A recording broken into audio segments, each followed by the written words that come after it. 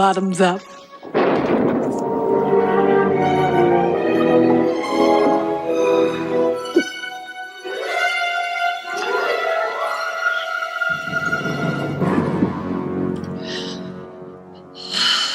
Now a warning.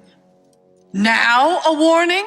Oh, yes! Spoilers ahead on this movie review, my friends, sadly. But this winner of the Patreon poll of this month, which you can vote on right now by subscribing, thank you so dearly. But here we go. From Universal Pictures, Death Becomes Her. Released in 1992, again, just like Coppola's Dracula, but came out 4 months earlier than Dracula. Starring the best of the best right here, Oscar winner Goldie Hawn and Bruce Willis as an engaged couple, Hawn, an aspiring novelist, Helen Sharp, and Willis, a brilliant plastic surgeon named Ernest, who go to see Hawn's narcissistic friend perform in the latest musical version of Sweet Bird of Youth, Songbird.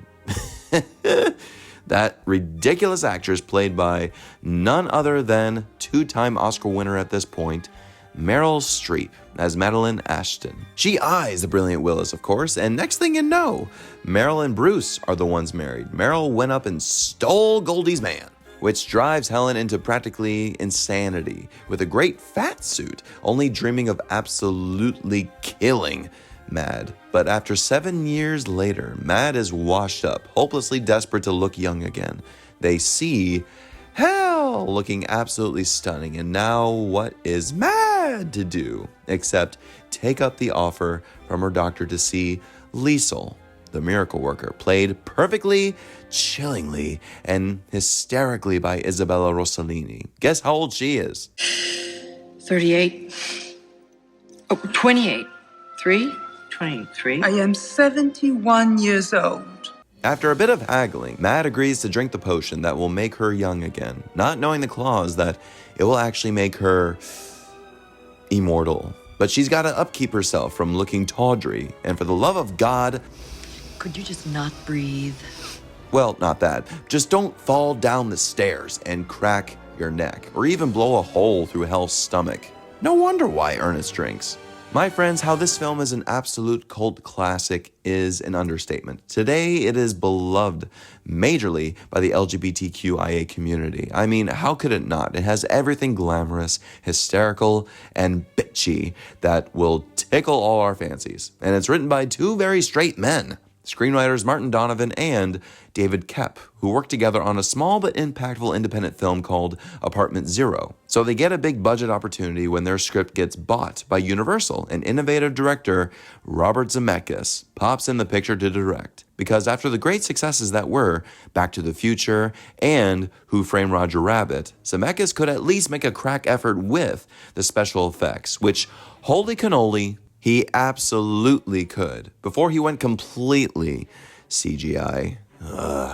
Beowulf. Let's all be perfectly honest, folks. This film is not a masterpiece. It's not that amazing as a written piece, even. I know, blasphemous, but. We all cannot shit on how hysterical it is. So many great lines like, She's dead, sir. They took her to the morgue. The morgue?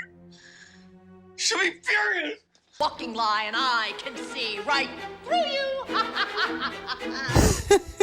and so many others. The performances are just perfect for this supernatural horror comedy, with Goldie Hawn and MerylStreep matching each other perfectly. You believe wholeheartedly them as frenemies who are destined to stay together forever and ever and ever. Meryl certainly steals the show with her Golden Globe nominated performance because, I mean, she's Meryl, and everyone knew how great she is with comedy. But Bruce Willis, guys, again, he is not given the great amount of credit as an actor, let alone a comedic presence that he absolutely deserves. Once the madness really kicks in with Meryl having no pulse. Oh, and how about a scene-stealing, hilarious, uncredited cameo from Oscar-winning director Sidney Pollack as the Doctor?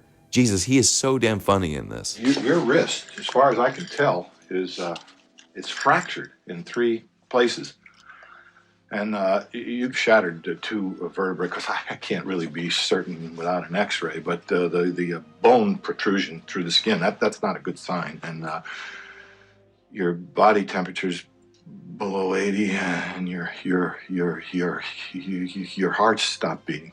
Just wait until I do a video on Sydney. But once that madness of trying to save Mad drives even more conflict and hysteria, Bruce just explodes with massive energy that you wouldn't expect. Last but not least, Isabella Rossellini as Liesl.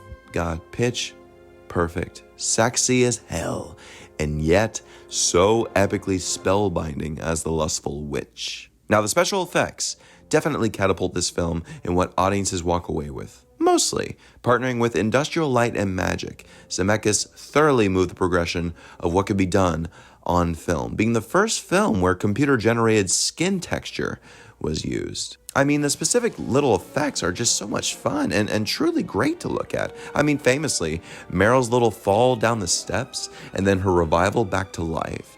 That whole sequence, not to mention the hole in Goldie's stomach, fantastic, and yet tedious work. Goldie was particularly not a fan of the long hours just fixating on a certain technique in order to get the special effect done in camera, where she felt it killed the comedy of it all. No special effects for Goldie, please. But all of it is done in great fun. Now, the final cut is great, and I do like the theatrical ending we have with, yes, more spoilers ahead, Helen and Mad at Ernest's funeral 27 years later, and just laughing in pity practically, even though they really needed him to upkeep their bodies. And we have a little last laugh button of both Meryl and Goldie falling down the stairs and breaking apart in pieces. Do you remember where you parked the car?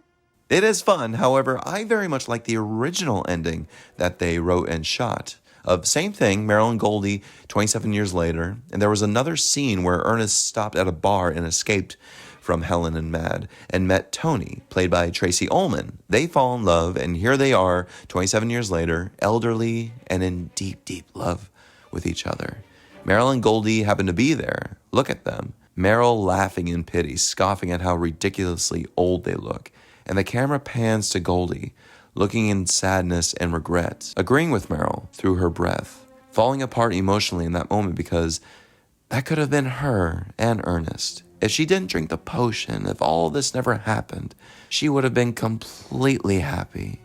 I love that ending, but the test audiences sure as hell didn't. So David Koepp and Martin Donovan had to fix it. So the new ending we have was reshot. The film debuted at the box office at #1 in its opening weekend, and indeed scored $149 million of its $55 million budget. And to this day, leaves behind a sizzling and juicy legacy, even sparking a musical, which we happen to see on Broadway. And I tell you, the musical is just fun. Some music is forgettable, but for the most part, guys, it is great fun. The film is such a touchstone in the gay community that even Drag Race makes it one of the most famous additions in their episodes. So beautiful. But like they say, there's nothing that beats the original cult classic. Therefore, darling, I give Robert Zemeckis' Death Becomes Her a B+. Oh, you know, the film won 1 Academy Award for Best Special Effects, which of course, well deserved. But if you ask me, Alan Silvestri's score for the film is absolutely fantastic. I would have given him a nomination for it, for there is nothing greater than his Bernard Herrmann flair for the film's main theme, with the cellos and violins. It's so psycho, and I'm all here for it. But alas, my friends, have you seen Death Becomes Her? You must have, otherwise why did you request this one? Anywho, like and share with all your friends, comment it up, let's get even more of a dialogue going. And my friends, thank you so very much for watching, and well, I've lived up to my promise. Till death do us part. Well, you girls are dead. And I'm parting. Cheers. love you all. You know something else?